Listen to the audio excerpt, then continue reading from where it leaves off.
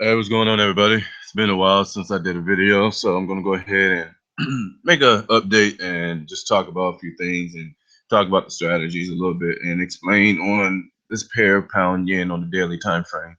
Explain a little bit what I see and a pattern and explain why it happened.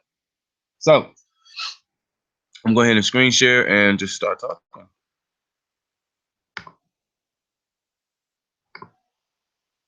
Okay, so what we're looking at right here is the daily time frame on the pound yen, and I want to talk about this section right here.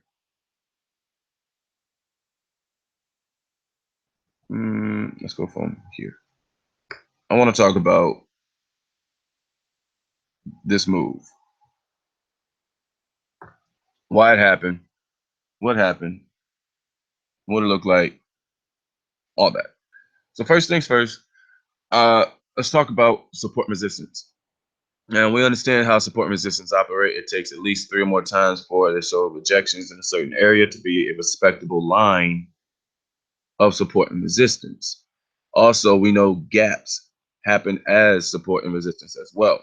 On smaller time frames, or sometimes with the platform just ain't able to catch up, it shows when the market actually opened in gap forms is actually showing that the market was either breaking through or got rejected from an area in in that particular price area. And that's why it happened as a gap where the market even opened above or below that certain area, acting as a level of support and resistance. And even when you mark off each gap you see in future tense, you see where the market will either create a wick or closing or opening of a body of a candle what happened right around the lines where you see the gap has formed. So gaps do act as support and resistance. You also want to remember that. Now, in this blue rectangle, what we're talking about, when we see it with the naked eye, is a W formation. A 1, 2, 3, 4, 5 points that you see, and we're going to explain why from 5 to 6 happened. This is also known, as we see in the Forex market world, a W is just a bearish setup, a short setup, a setup for a sell. And as you can see, we're at a all-time new high. So typically we automatically know that we sell high and we buy low. Now, from here, automatically I want to measure this pullback. But let's talk about that for a second. Why do I want to measure it? Well, when I'm looking at it, I'm seeing that the market created a high right here. And from this high, the market has dropped significantly down to create a new low, which is actually a first time coming down to retest. If you look left, you see a level of support here. So let's go ahead and just mark that off. The level of support. And I'm going to go all the way down to the tip of the wick. And just drag it straight across. All right. Just by me marking off the first level of support or the first low right here, in future tense, we see that this low has acted as a respectable level as support, almost support, breakthrough, resistance, and breakthrough, and a new level of support.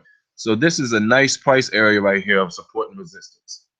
All right, so we're going to mark that off. Now I see from this high, I'm also going to drag it straight across because I see this is a new high and the market hasn't come back in this future tense sense to retest this high. So I'm going to go ahead and just mark that straight across. Okay, we're going to stop it right there.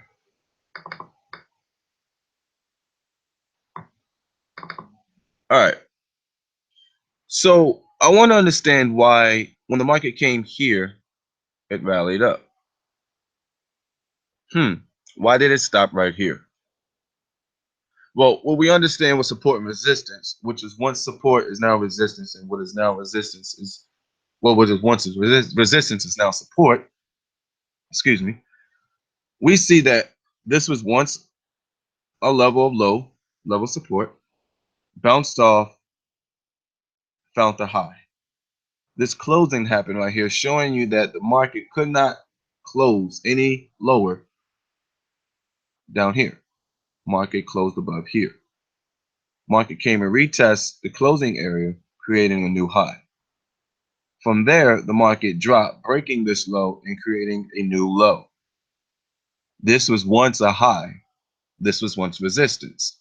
In this motion of this low and this uptrend, we see that the market came and stopped here before it dropped right around the same area, which was once resistance. Dropping, breaking also this little small high.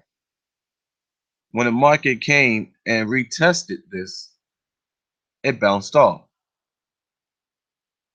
So market came breaking this high, finding a new high, and broke this level, which was once a resistance and now acted as a level of support. It broke through, finding a new low, which actually was just retesting what was previously a breakout for the first time, which was right here. So if the market came back breaking this low and search for a new low, which is retesting for the first time here, this pullback, where do you think the target will be?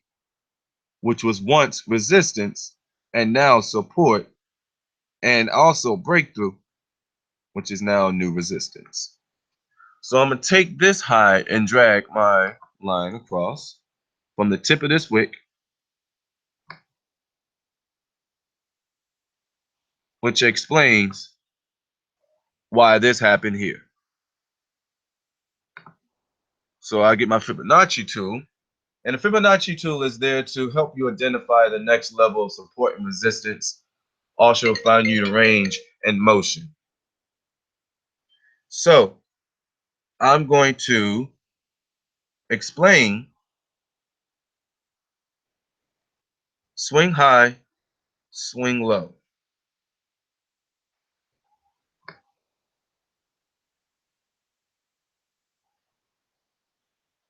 Measurement happened around 618, showing where we have rejection areas because of which was once a resistance is now a support and now a new resistance. Market stopped around the 618.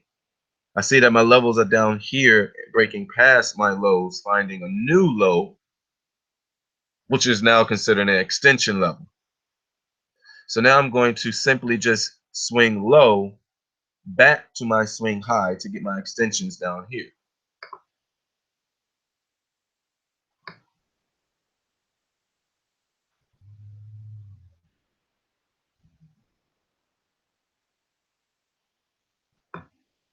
Market stopped around the 127 area.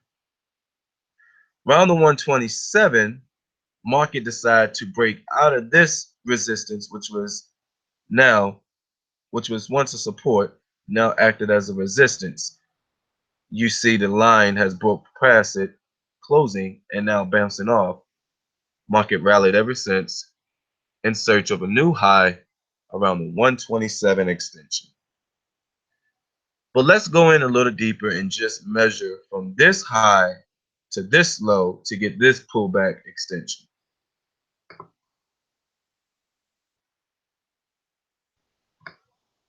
Market gives me